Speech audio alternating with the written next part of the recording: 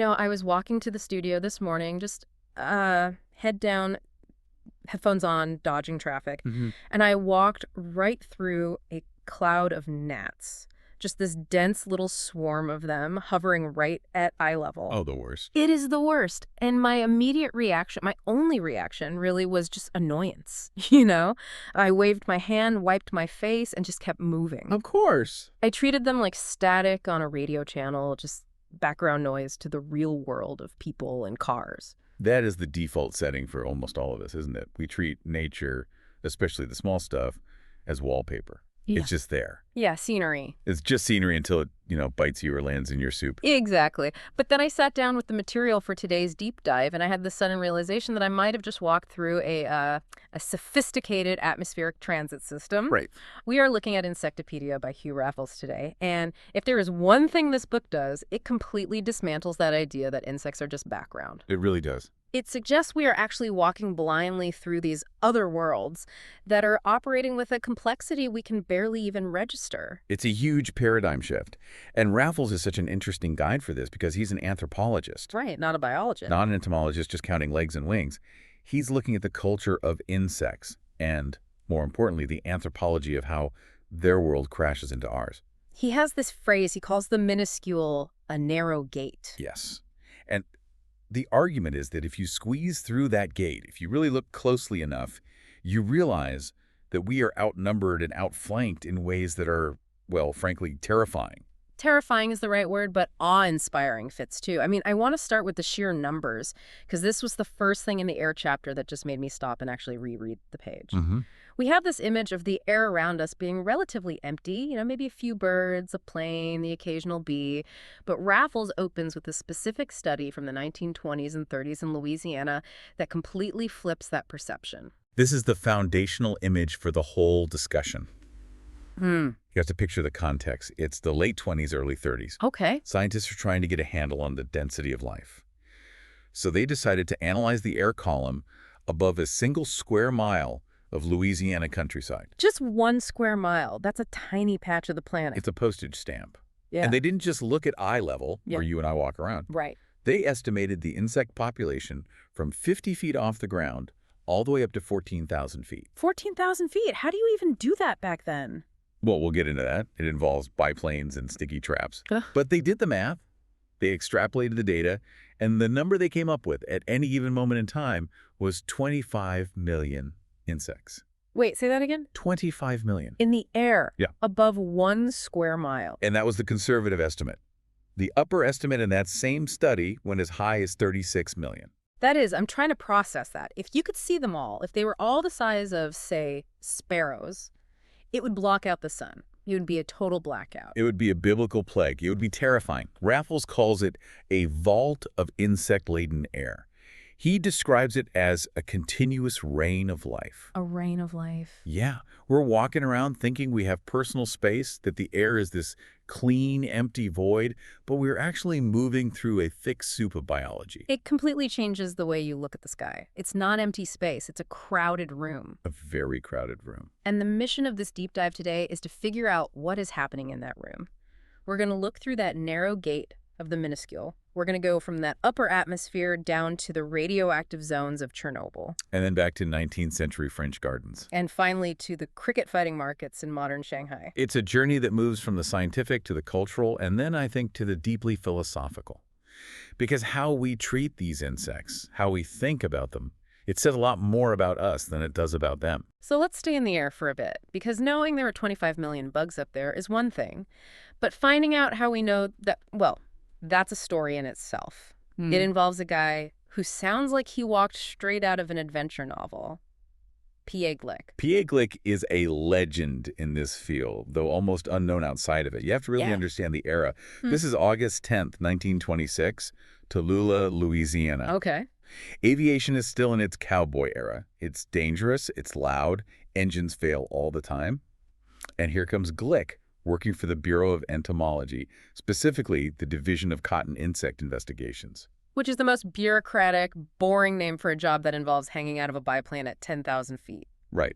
But the problem was very real. Farmers were dealing with boll weevils, gypsy moths, these agricultural pests that would just appear in fields out of absolutely nowhere. Just materialize. Yeah, one day the field is clear, the next day it's decimated. The farmers couldn't predict where the infestations would hit. They just assumed the bugs were, crawling from the next field over. Which seems logical. It seems logical. But Glick has this other theory. Maybe they're not coming from the side. Maybe they're coming from above. So he gets a plane. The notes say it was a Stinson Detroiter. Which is actually a pretty decent plane for the time, a monoplane. It had a heated cabin, which is a crucial detail because when you go up to high altitude, the temperature drops dramatically. Of course, you'd freeze. If you're in an open cockpit at 10,000 feet, you're not lasting long. So the Stinson allowed them to stay up there. But it was slow. It was like a tractor of the sky. And Glick designs these special traps for it. He does. Think of them as sticky nets or screens attached to the wings, operated by a kind of a system of pulleys from inside the cockpit. So the plan is pretty simple then. Fly up to a specific altitude, pull a lever to open the trap, fly around for 10 minutes, close the trap to seal it, land, and then count the bugs. Simple in concept, but physically demanding and incredibly dangerous. And initially at low altitudes, they catch what you'd expect. Flies, wasps, mosquitoes. The usual suspects. The usual suspects. But Glick is persistent. Over the next 5 years, he flies something like 1,300 sorties, 1,300 flights. And he keeps pushing the altitude higher and higher. And this is where the surprise hits, because logic, at least human logic, tells you that as the air gets thinner and colder, the life should just disappear. We think of life as hugging the ground. That was the scientific assumption. The life zone was supposed to be near the surface. Yeah. But Glick hits 5,000 feet, still catching bugs. Okay. He gets to 10,000 feet, still catching bugs. He goes all the way up to 15,000 feet. 15,000? That's almost 3 miles up. 3 miles straight up. Yeah. That is the height where humans start to struggle with hypoxia without oxygen masks. And he is still pulling in spiders, gnats, beetles. He wrote in his journal that the heavens opened. Wow. It just shatters the idea of the local insect, doesn't it? Before this, if you saw a beetle in your garden, you assumed it lived in your garden. You assumed it was your neighbor. Right. But Glick proved that beetle might have just arrived from 3 states over. Or from a different continent. Or from the middle of the ocean. But, and this is a huge but in Raffles' analysis, the discovery led to a new misunderstanding. A new convenient story. How so? The scientists saw these massive numbers of high-altitude insects, and they coined a term for them. Aeroplankton. Aeroplankton, like ocean plankton. Exactly like ocean plankton. And think about what that word implies. Plankton is passive. It drifts. It doesn't choose where it goes. The current just takes it. Okay, I see. The scientists viewed these bugs as flotsam.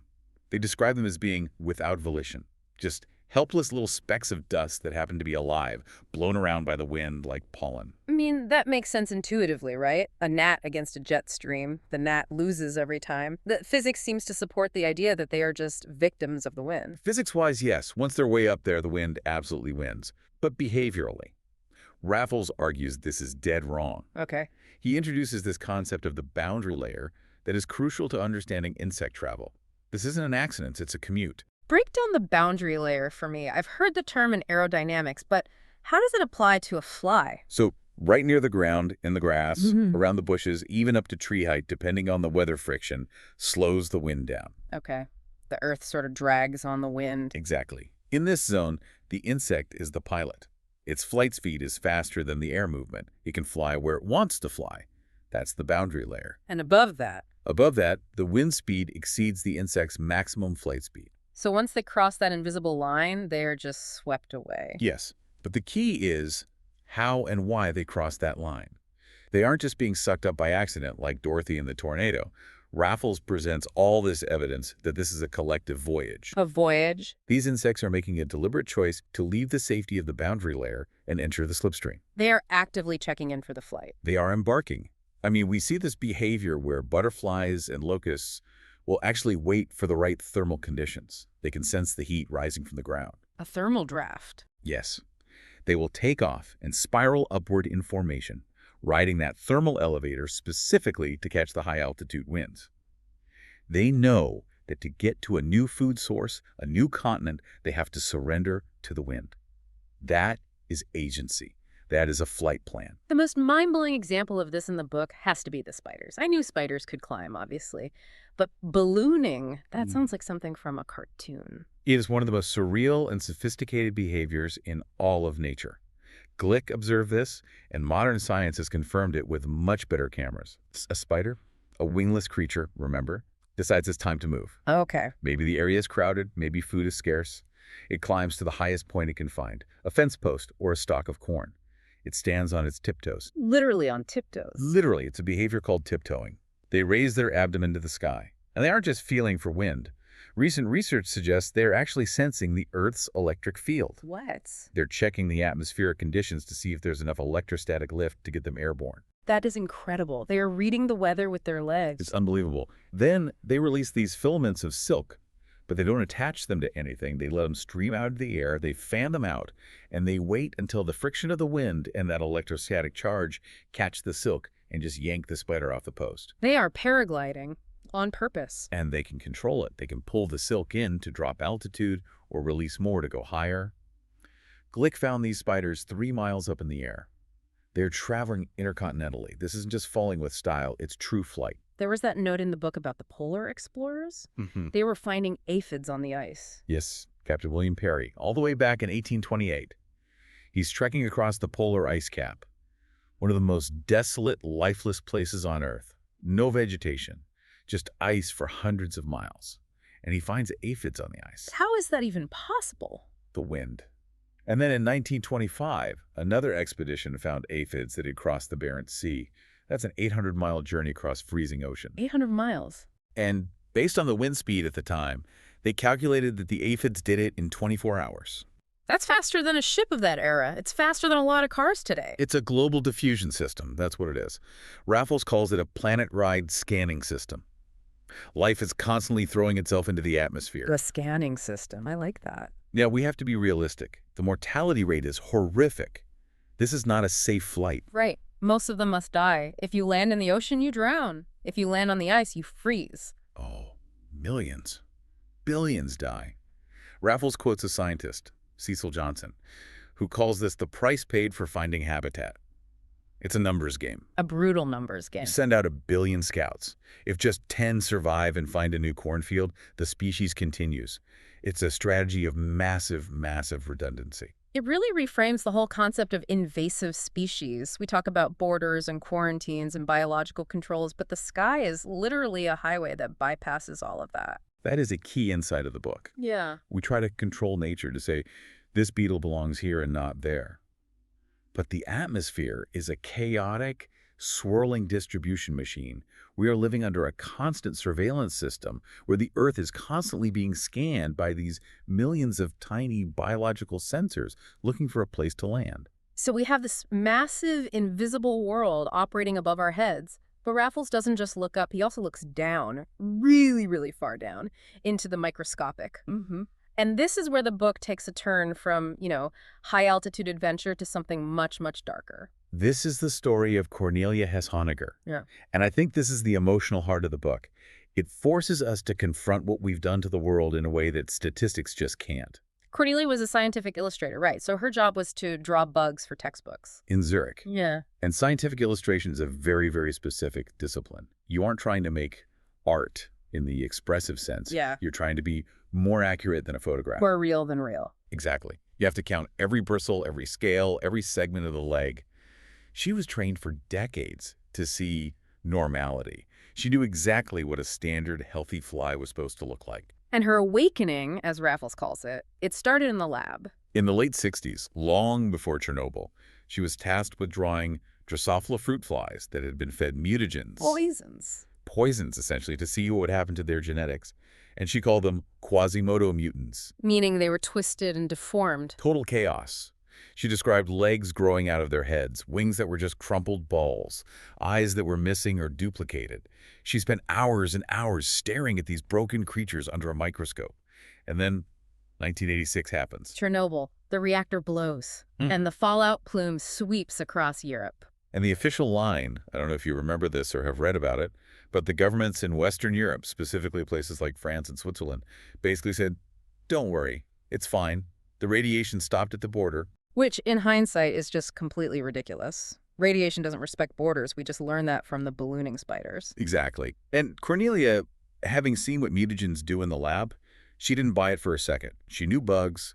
She knew what mutation looked like. So she went to the fallout zone, or as close as she could get. She went to Sweden. She went to Sweden, to a place called Österfärnebo, which received a very heavy dose of cesium because it happened to rain there right as the radioactive cloud was passing over. And she started hunting for leaf bugs. Heteroptera. Why those specifically? Well, they're common bugs. They live on plants. They suck juices from the leaves.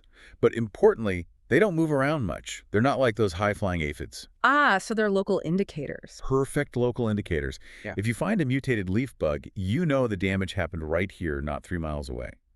And when she looked at them under her microscope, the normal world just fell apart. What was she finding? Was it as dramatic as the lab flies with legs on their heads? That's the thing. It wasn't always that dramatic. It was much more subtle. One leg slightly shorter than the other.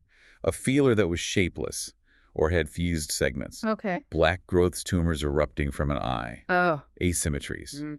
Things you would never, ever notice with the naked eye. And she painted them. This part is so important. She didn't just take photos. She insisted on painting them. She had this phrase, painting is research.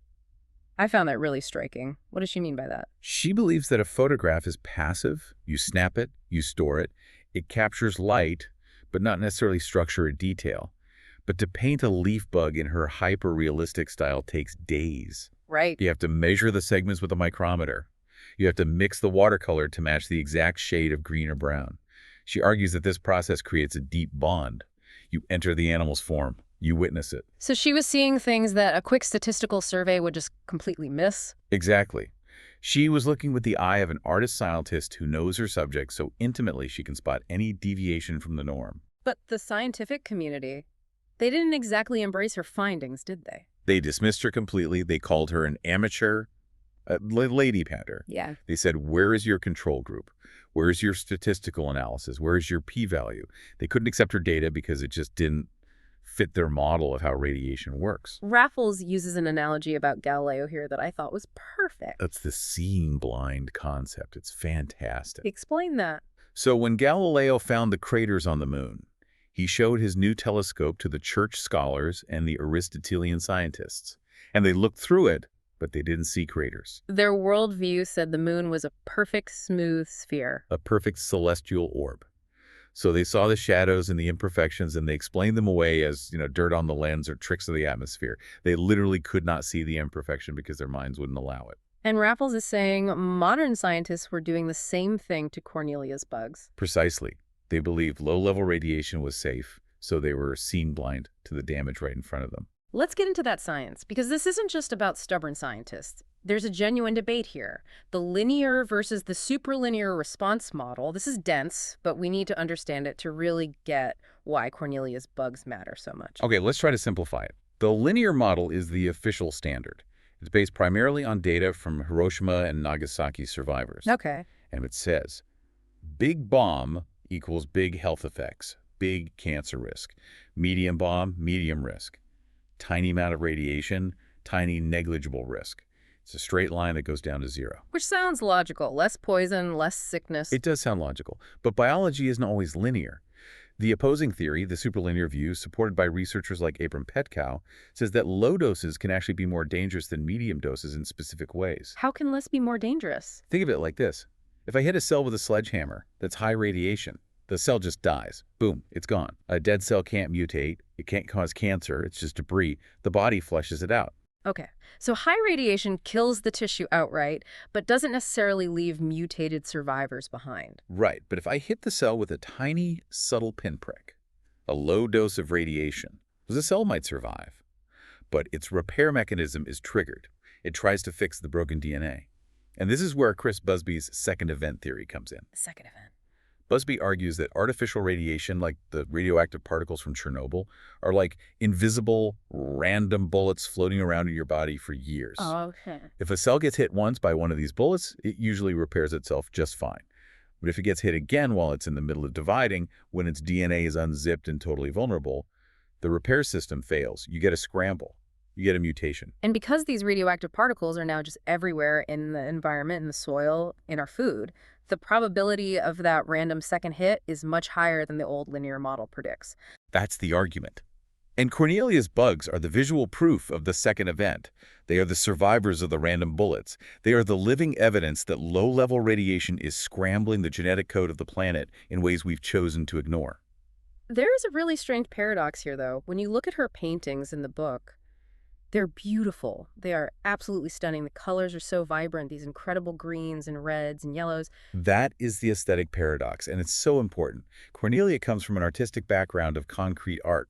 It's a Swiss movement that values geometry, color, and logic. It's abstract. She actually hates naturalism. So she doesn't want to paint a sad, droopy bug to make you feel pity. No, absolutely not. Painting. She paints the bug as a vibrant geometric form. She renders the mutation with cold, scientific precision.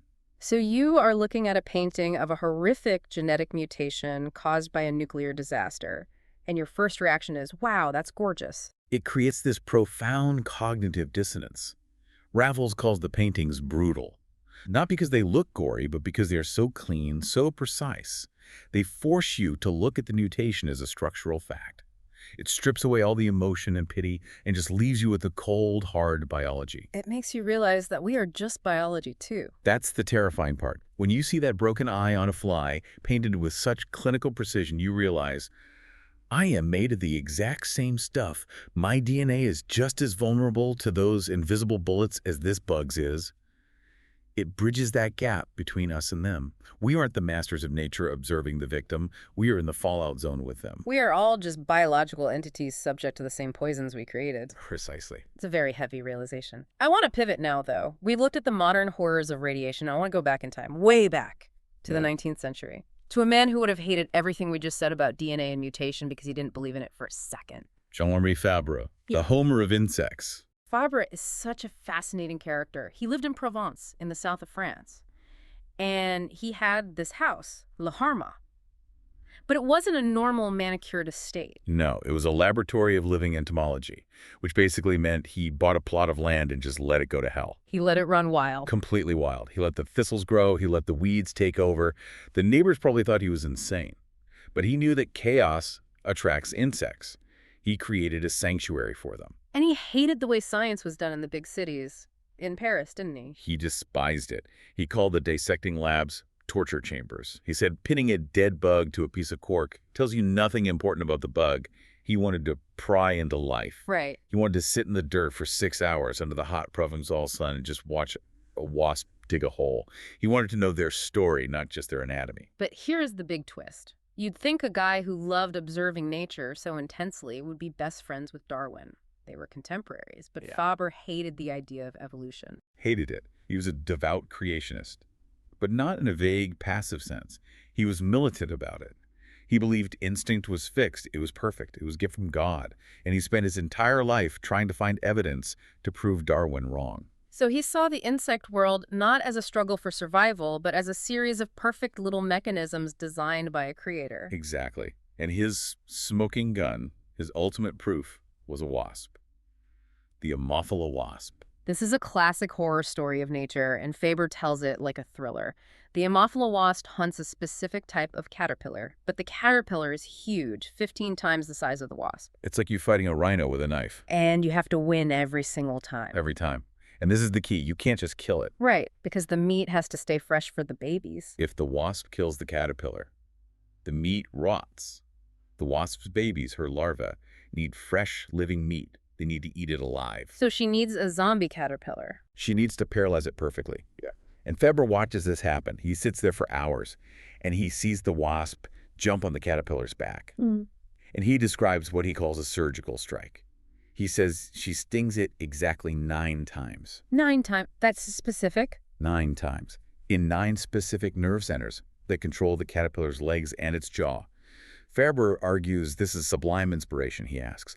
How could evolution possibly produce this? It's too complex. It's too complex. If she misses one spot, the caterpillar fights back and kills her. If she stings too deep, she kills the caterpillar and her babies starve. It has to be perfect. Therefore, Fabre argues, it cannot be trial and error. It cannot be evolution because there are no intermediate steps to learning brain surgery. It must be divine design. It's a very compelling argument. It's the original irreducible complexity argument that you still hear today. It is, and Faber writes about it so beautifully, with such passion that you want to believe him. But Raffles points out the problem. He was wrong. Faber was wrong. He was seeing what he wanted to see. So what really happens? Later scientists, using the very methods Fabre pioneered, just sitting in the dirt and watching for hours, went back and checked his work. And it turns out the wasp is a mess. A mess. Sometimes she stings 3 times, sometimes 20. Sometimes she just gives up and crushes the caterpillar's head with her jaws to be sure. Sometimes the caterpillar dies anyway and the larva starves. It's not a surgical strike. It's a messy bar fight. So nature isn't a perfect machine. It's a struggle. It's messy. It's good enough. That's the core of evolution. It doesn't need to be perfect. It just needs to work 51% of the time to be successful. Fabre was blinded by his theology. He needed the wasp to be perfect to prove God existed, so he ignored all the times the wasp failed. But here's the weird thing. Even though his science was flawed, his influence is massive, especially in Japan of all places. The Fabre effect. It is absolutely fascinating. In Japan, Jean-Henri Fabre is a superstar. I'm talking anime characters based on him. You can buy Fabre action figures at 7-Eleven. Every single school kid knows his name. A 19th century French creationist action figure. That is very hard to wrap my head around. It's because the Japanese culture of insect lovers connects with his method, not his theory.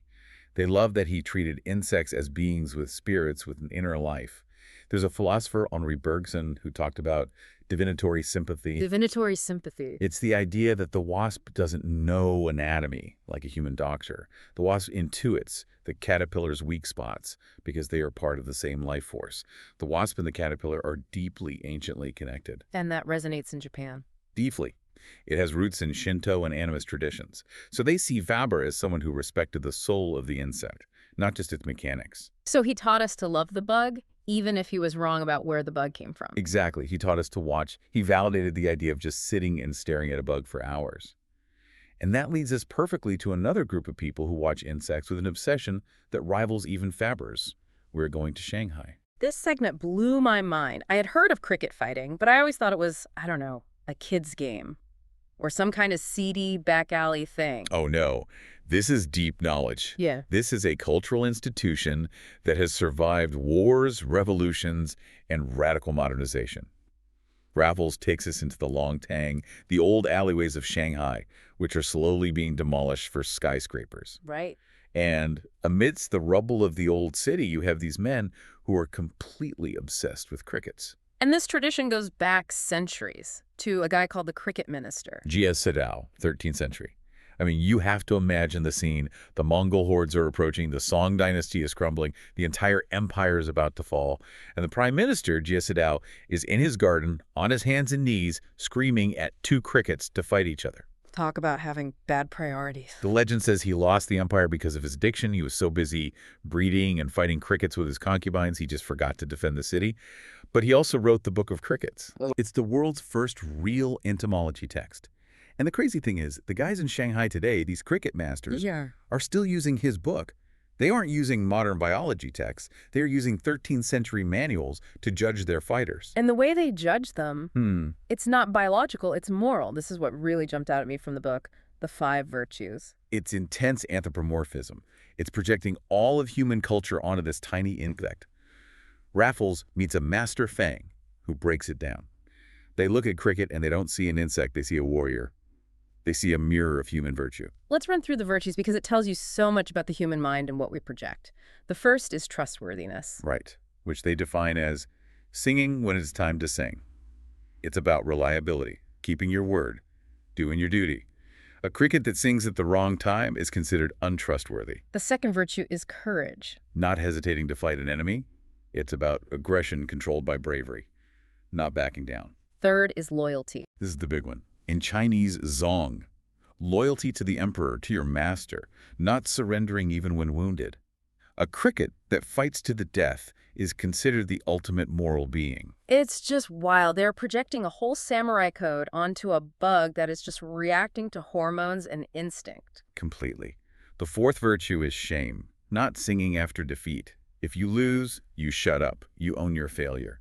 A cricket that chirps after getting beaten is considered shameless. And the fifth is wisdom. Returning home when it gets cold, knowing your limits, knowing when to retreat. So why do they do this? Why layer all this dense Confucian philosophy onto what is essentially a gambling game? Raffles argues it's about a connection to the past.